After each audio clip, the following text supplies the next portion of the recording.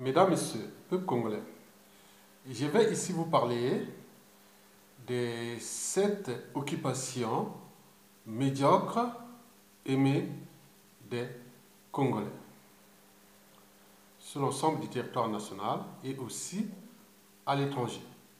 Mesdames, Messieurs, écoutez ceci.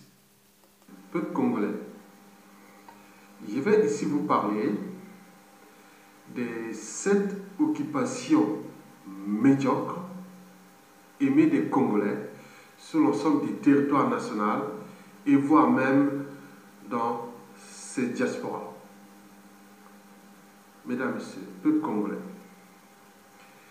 les occupations médiocres, c'est comme les 7 occupations médiocres, c'est comme les 7 péchés capitaux. Et je peux vous citer les 7 péchés capitaux déjà. Vous avez la colère, l'avarice, l'envie, l'orgueil, la gourmandise, la paresse et la luxure. Oui, les 7 occupations médiocres aimées des Congolais, c'est à peu près équivalent aux 7 péchés capitaux précités. Mesdames, Messieurs, quelles sont les 7 occupations médiocres aimées des Congolais sur l'ensemble du territoire national et voire dans la diaspora? D'abord, il faut que je puisse vous définir d'abord qu'est-ce qu'une occupation médiocre pour faire un peu de pédagogie. Qu'est-ce qu'une occupation médiocre?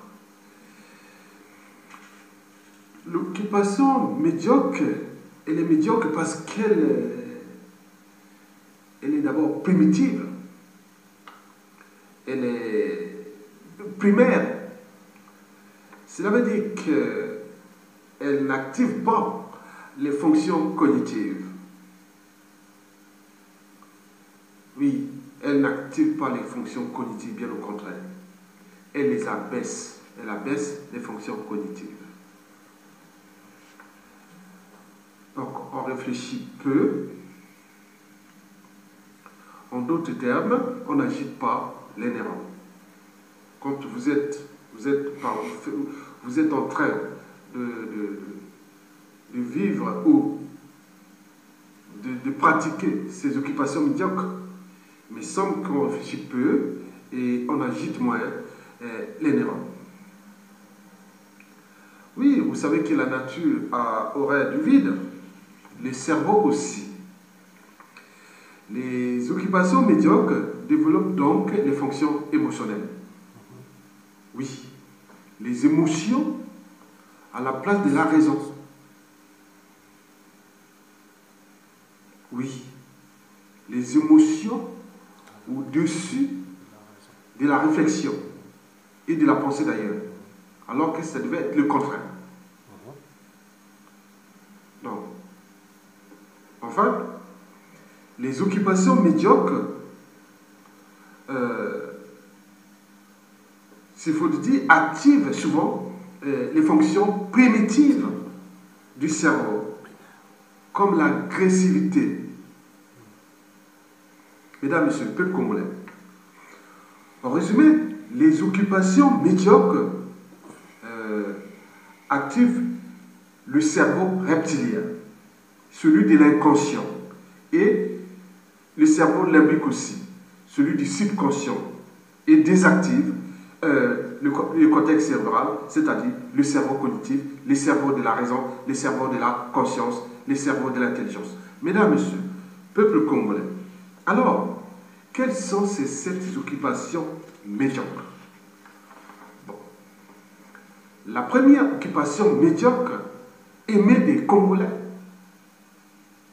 sur l'ensemble du territoire national et même dans la diaspora.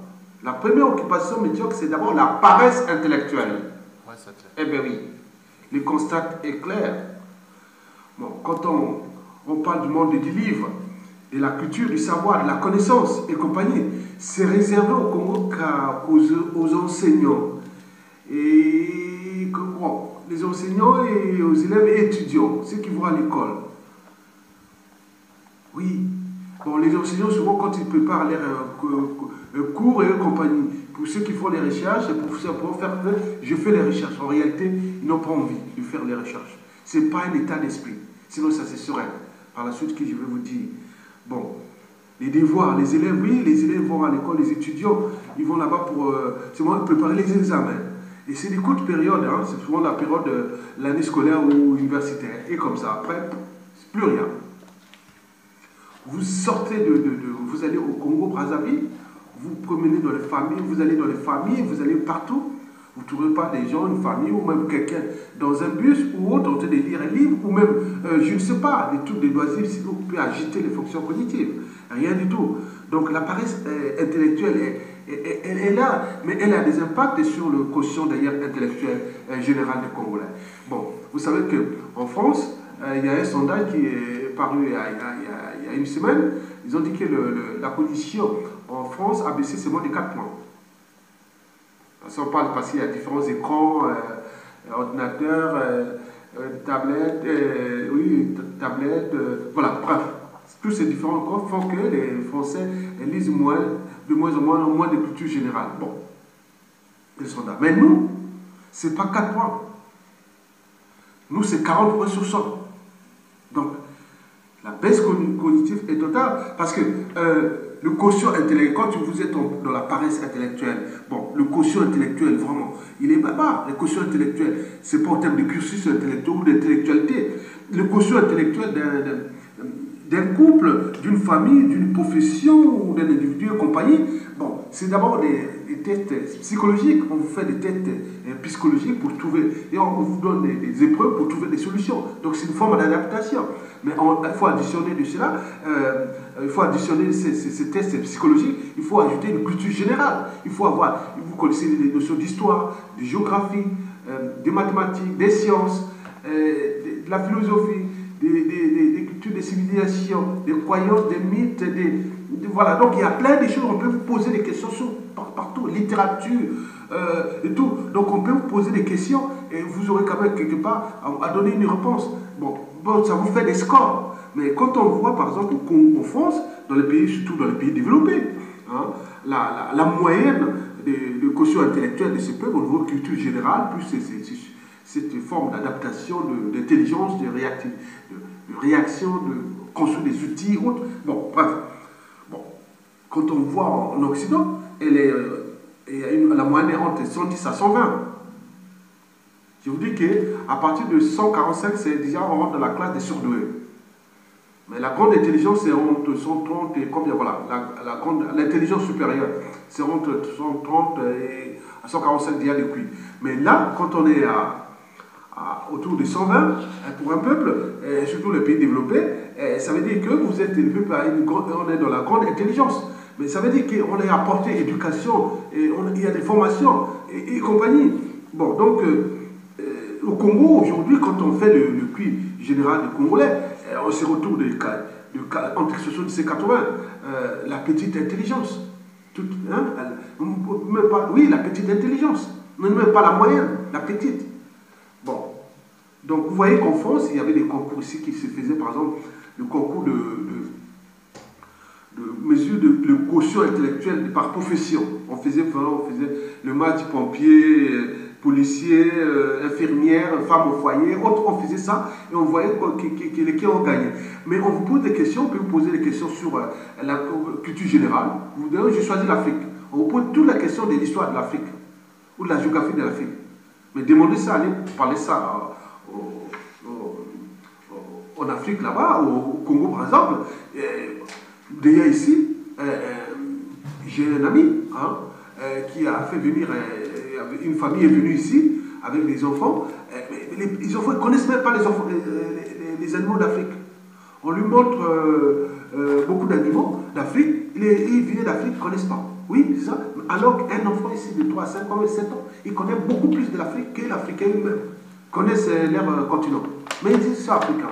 Mais sauf qu'ils vivent au village, ils ont la nature, ils vont voir les animaux s'ils ont la chance, mais ils ne connaissent pas tout.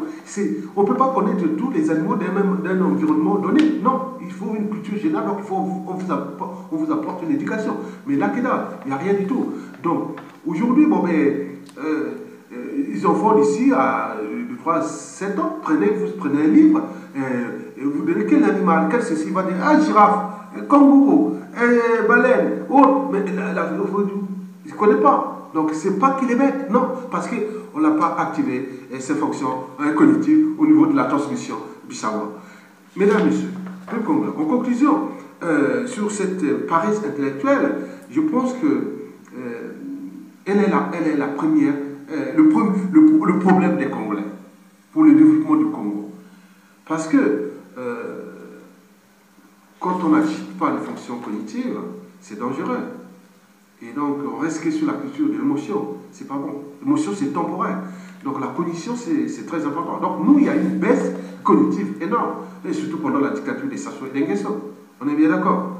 Mesdames, Messieurs, donc le pays est en danger. Mesdames, Messieurs, la deuxième occupation médiocre des Congolais, c'est tout justement l'alcoolisme. Oui, l'alcoolisme. Bon, il y a plus de débits de boissons, les débits de boissons, d'alcool au Congo que des lieux de loisirs où les gens peuvent agiter les neurones. On ne sait pas où vous arrivez au Congo. Bon, vous sortez de la maison, qu'est-ce que vous le seul loisir, c'est les débits de boissons. S'il n'y a que ça, il n'y a pas grand-chose. Donc, quand vous allez... Bon, le problème de l'école, c'est que ça baisse les réflexes. Et souvent, ça fait partie de ce qu'on appelle les hypnotiques. Parce que les drogues du cerveau qu'on appelle les psychotropes, en fait, sont divisées en 3 parties. Il y a les stimulants, ce qui active le cerveau, c'est-à-dire met le cerveau en état de veille. Et il y a d'autres qui s'appellent les hypnotiques, ou les barbituriques. Donc, ils baissent les fonctions du cerveau, comme l'alcool. Et il y a d'autres qui perturbent, qui transcendent ce qu'on appelle les dysleptiques dans les neuroleptiques, tout ce que vous connaissez des drogues de la folie, ou tout ce qu'on peut, même ça va même jusqu'à les dysleptiques, pour même les drogues dures. Donc tout ça. Mais nous c'est l'alcool. Donc en dehors des drogues dures, que paraît-on, ça devient marché aussi là-bas, donc les chambres de gauche. Bon, là on est dans les cas simplement de l'alcoolisme. Donc 70% de la population est bourrée. Par exemple, quand vous avez 70% de la population bourrée, sous, au quotidien, c'est dangereux pour un pays. Donc le pays est en danger. Bon, vous savez que l'alcool n'active pas les fonctions cognitives. Bien sûr, il baisse considérablement les fonctions cognitives et active les fonctions primitives, c'est-à-dire primaires. Donc, et qu'on appelle le cerveau reptilien, le cerveau primitif qui est situé là quelque part là. Après, il y a le cerveau des émotions et de la formation de la mémoire qui fait tout ça. Si on coupe là, on fait du coupe. Et au haut, c'est le gros, le cerveau. Donc, l'alcoolisme, qu'est-ce qu'il veut? Il agite un peu l'émotion, après, c'est le cerveau primitif, le reptilien. Le reptilien a une caractéristique, c'est que c'est le cerveau primitif, comme on le dit, de l'agressivité, de la violence. Donc, on est de la violence. Donc, vous voyez, les gens sont bourrés, ils sont sous, et donc au quotidien, il n'y a que ça, l'alcool coule à flot au Congo. Donc, l'alcool est moins cher que l'eau potable. Vous voyez déjà ça, donc le pays est en danger. Donc, tout ça, c'est un ensemble, c'est sur le point de vue mental et cognitif, émotionnel, psychique et compagnie, c'est dangereux pour un pays. Donc, ça crée des phénomènes d'accoutumance, c'est-à-dire des dépendances psychiques. Bon, mesdames, messieurs, peuple congolais. Bon, la troisième préoccupation, la troisième préoccupation médiocre des Congolais, qu'il faut dire ça, bon, excusez-moi, la troisième occupation médiocre aimée des Congolais, c'est aussi les églises de réveil. Ça, c'est sûr et certain. Oui, nous avons des pasteurs manipulateurs, des pasteurs auxiliaires de la dictature, des pasteurs auxiliaires de la paresse intellectuelle. Oui, l'antagonisme entre la foi et la raison est net. Oui, donc, oui, c'est net. Donc, on demande à l'individu ne réfléchit pas, ne doute pas, ne pense non plus. Viens à l'église. Ah, Jésus, surtout, Jésus.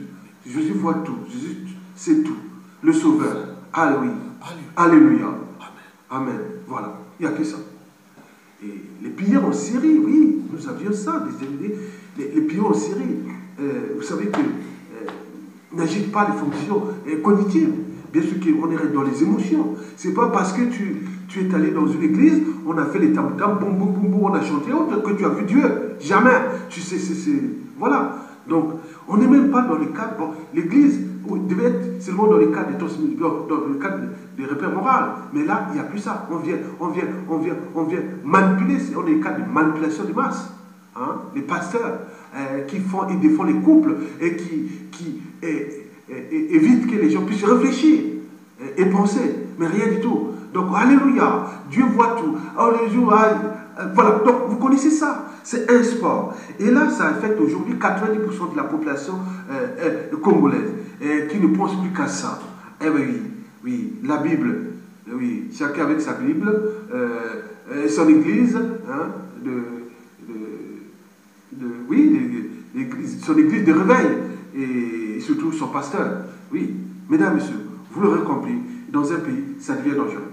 Quand un peuple se retrouve dans ça, même si la religion devait être dans les valeurs morales, transmettre la foi. Mais là, c'est plus la foi. Donc, on transmet l'immoralité, les valeurs antisociales et compagnie. Ça se voit. Donc, on est dans l'immoralité à caractère dissolu. On voit les pasteurs qui couchent avec les rêves. Voilà, donc, je ne sais pas. Donc, ça devient un bordel total. Et ce pays tout entier s'enfonce. On le voit au niveau de la condition sociale et aussi la situation politique. Personne ne peut plus réfléchir et dire non, on est dans la merde, on ne peut pas réfléchir, non, mettre en état de nous ces indicateurs. Parce que c'est tout un cheminement. Mesdames, messieurs, oui, la quatrième occupation médiocre des Congolais, c'est tout justement la paresse hygiénique.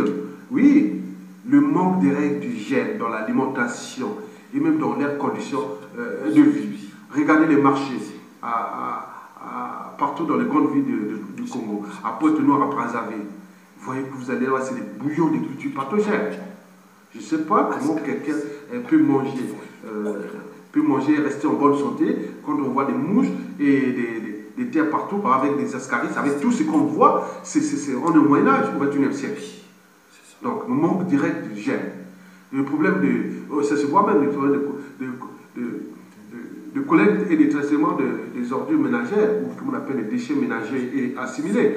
Bon, donc c'est ça. Donc bon, quand vous allez voir, viens mon frère, viens manger, c'est notre culture. Non, non, je ne peux pas toucher ça. Ah oui, ça vient du pays. J'ai été là, il y a d'autres qui ont emmené cette nourriture du pays. Bien sûr qu'ici en France, et cette nourriture-là, qui prépare au pays, là-bas, quand ça passe ici, ça passe sous le contrôle. Pour venir parce qu'il y a des règles d'hygiène ici. On ne va pas importer la nourriture venue de chez vous là-bas au pays, de nous au pays, comme ça ici en Occident. En France, surtout pas. C'est contrôlé à Roissy là. C'est contrôlé, on va dire non, non, il faut voir. Parce qu'on respecte des règles d'hygiène. Il faut faire attention. Mais il y a nous qui amènent des saka ou autres. Mais parfois, c'est difficile à passer. Mais même si, bon, il faut, peut-être pour le cadre économique, il dit, bon, pour les marchés, peut-être si on dit mais c'est attention. Donc, on respecte les règles ici. Mais nous, on dit, viens, c'est notre culture, c'est chez nous, viens manger. Voilà. Mais résultat, oui, les morgues sont pleines à craquer des cadavres de tout âge.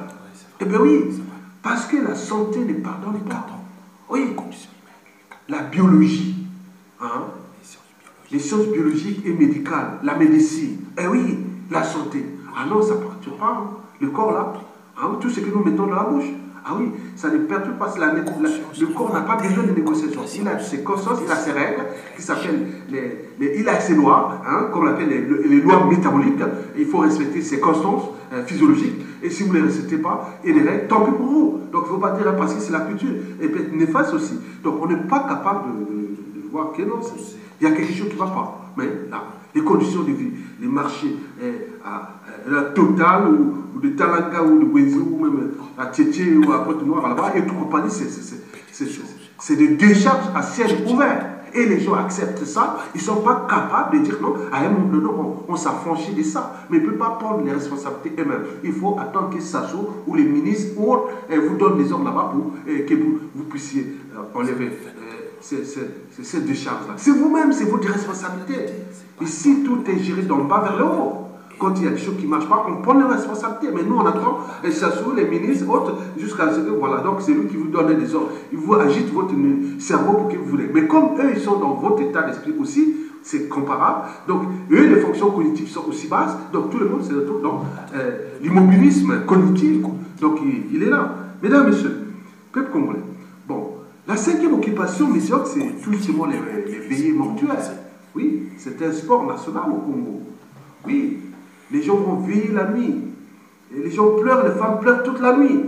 Mais dans ces conditions, qu'est-ce qu'on fait? On agite que les émotions. Hein? Et on baisse bien sûr les réflexes cognitifs, on ne réfléchit pas. Bien sûr que ça entraîne certains phénomènes d'accoutumance et des dépendances physiques, psychiques. Mais puisque même on parle on parle maintenant de la culture de la veillée, tant au niveau national qu'au niveau de la diaspora. Un tel élément, même si on ne connaissait pas, on va la veiller, on va s'asseoir. C'est bien un moment, le moment où les gens viennent s'habiller ou se montrer autour de la mort. Au lieu de faire les veillées et pour la naissance. Par exemple, la femme qui va accoucher, on serait là aller faire la veillée qui va accoucher. Mais pourquoi aller faire la veillée de quelqu'un qui est déjà porté? Mais c'est un truc qui se dirait dans les cas de l'intimité. On le fait là, pourquoi mener tout le monde? On achète la boisson, on achète à manger, on fait des trucs, souvent de la boisson, et les stimulants et autres, on reste là, d'autres viennent chercher les femmes, d'autres viennent raconter leur vie, et ça devient comme ça. Donc toute la nuit, et comme ça, on se réveille le matin, et voilà. Il faut aller dormir. Donc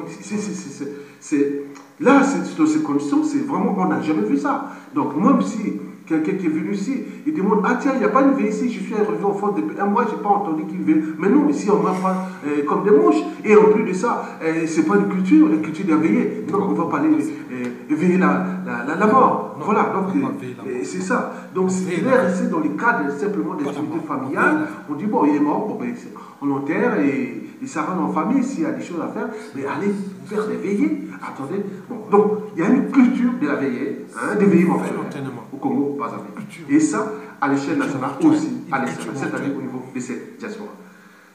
Mesdames, Messieurs, peuple congolais, la sixième occupation médiocre, c'est tout justement le tribalisme.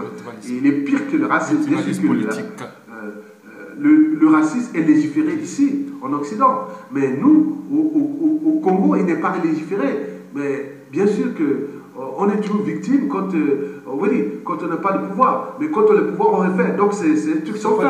Il n'a jamais été légiféré. Oui, le tribalisme, c'est pire, c'est comme l'apartheid. Hein? Et l'apartheid politique, c'est aussi l'apartheid politique, l'apartheid social, l'apartheid administratif, l'apartheid. Ça va même au génocide, au crime de sang, des masses, de violence et autres, parce qu'on se retrouve, on fait du népotisme administratif, politique, des responsabilités et autres. Donc c'est pas bien. Et pourquoi il y a ça? Parce que c'est ce que je vais vous expliquer par la suite. Parce que ça fait partie de la septième occupation médiocre, c'est-à-dire la crise de civilisation. Donc, nous, on n'est pas capable de penser ou de repenser au problème du tribalisme, sinon ça se serait depuis. Voilà. Donc on peut faire des boucs émissaires autres, mais on n'est pas capable de trouver des solutions à la complexité de cette problématique. Bien sûr que, comme les fonctions cognitives sont basses, on ne peut pas légiférer, on ne peut pas trouver des solutions de s'entendre ensemble, on ne peut pas. C'est toujours le bouc émissaire. Le colon est parti, nous a construit des mosaïques de tribus. Et nous ne sommes pas capables de construire une nation avec ces mosaïques. Mais on cherche toujours à se diviser, jusqu'à arriver peut-être à des États tribus. Voilà, donc c'est ça qui pourrait peut-être arriver un jour en Afrique. Mais ça ne résout pas le problème. Parce qu'on a vu des peuples, un pays comme le Rwanda, que deux tribus, il y a eu un génocide. Il y a d'autres, encore pire, quand il y a des régions où les gens se battent entre mêmes tribus. Donc arrêtez, donc on est à quel niveau? Parce que les fonctions cognitives, ils ne sont pas développées, ils sont désactivés. Et donc, ce qui est activé, c'est les fonctions émotionnelles et surtout primaires, comme les fonctions reptiliennes, la sauvagerie, la barbarie, la violence, voilà, la haine et compagnie. Voilà. Donc nous sommes dans ces cadres-là. Et tout ça, c'est un ensemble. C'est vrai, c'est un ensemble. Les occupations médiocres que j'ai précitées sont antagonistes. Hein, ils agissent en antagonisme entre elles, mais parfois en synergie ou en complémentarité. Et voilà. Donc vous voyez déjà, c'est dangereux pour un pays. Mesdames, Messieurs, oui, le tribalisme touche tous les Congolais. Ceux qui sont au pouvoir ou non. Tout le monde en parle, mais on ne trouve jamais des solutions. C'est un problème. Donc, si on parle trop, ça devient un fantasme. Ce n'est plus une réalité, c'est un fantasme. Donc, s'il y a une réalité, donc il faut trouver des solutions. Sinon, ça reste du fantasme. Mesdames, Messieurs, peuple congolais, oui, la 7e occupation médiocre, c'est tout justement la crise de civilisation. Bien entendu, nous n'avions pas encore franchi certaines barrières. Hein, de la tribalité, du tribalisme. On pense qu'on est ensemble, mais on pense tribu. Dans leur cerveau, au niveau du cerveau de la mémoire et des subconscients ou de l'inconscience, nous pensons toujours au terme du tribu, ma tribu. Mais oui, la tribu c'est bon, c'est culture, c'est autre, mais nous ne pouvons pas nous ne sommes pas capables de la suturer dans le sens des valeurs culturelles. Mais on les prend comme, voilà, sans fleur de parler ou de manger, mais quand on voit au niveau de la culture, les tribus ici, bon, il y a des tribus aussi ailleurs, aussi, sinon quand on parle, les Corses, c'est aussi des tribus, ou les Alsaciens, ou les Bretons, allez voir, il y a des cultures gastronomiques, il y a des cultures du savoir, il y a des cultures de ça. On valorise la culture bretonne parce qu'on sait qu'ils ont un savoir-faire, ils ont plein de choses, mais nous, qu'est-ce qu'il y a? Les tribus, on parle comme oui, on parle, mais rien du tout. On ne parle pas grand-chose. Donc, le problème de la 7e occupation médiocre qui concerne la crise de civilisation, parce que nous n'avions pas encore franchi la barrière de la tribu. C'est pas possible. On est encore au stade primitif. C'est ça, parce qu'on a agité plus de fonctions primitives et émotionnelles qui est la raison. Parce que oui, la crise de civilisation, elle est là. Nous n'avions pas encore franchi certaines barrières qui sont celles d'abord de la raison. Et sinon, ça cessera. Comment un pays tout entier en tête d'être noyé par indicateur et tout le monde n'est pas capable d'agir, même s'il y a une diversité des tribus aux compagnies. On n'est pas un peu plus mosaïque des tribus, bien sûr. Mais au niveau de la raison, on dit non, c'est pas possible, c'est impossible, on ne peut pas supporter ça ailleurs. Non, on se regroupe, on essaie de se monsieur. Mais là, comme on n'a pas franchi cette barrière de la raison, et dit non, il fait du mal, mais on se dit, on raisonne, on trouve des hypothèses, on trouve des solutions, on structure, on s'organise et autres, on agit en collectivité. C'est ça la valeur d'un peuple. Ce n'est pas en termes d'individu, en termes de collectivité. Voilà. Donc, mais il peut y avoir des tribus où ces fonctions sont désactivées, ou d'autres ils sont activés. Bon, donc on peut se trouver des synergies avec des tribus plus raisonnables et faire des synthèses et agir pour attendre les autres qui viendront après. Si on attend tout le monde, on ne pourra pas. Ça se sera là encore jusqu'en 2060. Mesdames, Messieurs, peuple congolais, oui, nous n'avions pas encore franchi les barrières de la civilisation. C'est le débat de la raison. La raison, c'est le doute, c'est la pensée, c'est la réflexion, c'est le raisonnement. Oui, tout ça, ça va ensemble, c'est l'intelligence. Bien sûr qu'il est né, l'intelligence est née, mais l'intuition, ça s'apprend. Mais la raison, ça peut être aussi un effet d'entraînement. Donc nous, on ne s'entraîne pas à la raison.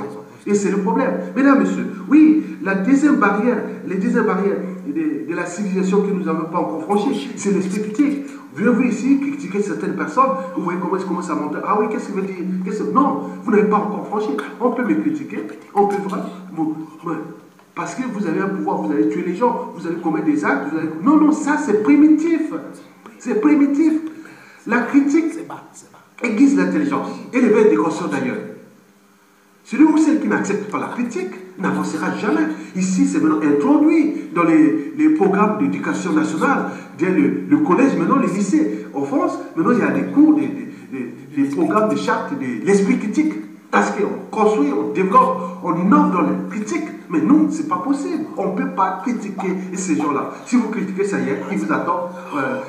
Voilà, soit c'est la mort assurée, ou voilà, vous connaissez tout ça. Donc il y a un problème. Donc, ce qui nous diffère aussi des animaux, c'est aussi cet esprit critique.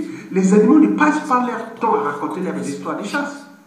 Ah non, mais nous, on peut passer à raconter qu'on a fait ceci, c'était pas bien, etc. Voilà, c'est ça l'humain. Est-ce qu'ils sont humains? Donc, nous faut franchir cette barrière-là. Mesdames, Messieurs, oui, il y a la conscience, oui, on est conscient de ces actes, de ces habitudes, des comportements et compagnie. Mais bien sûr que nous avons une culture de l'irresponsabilité.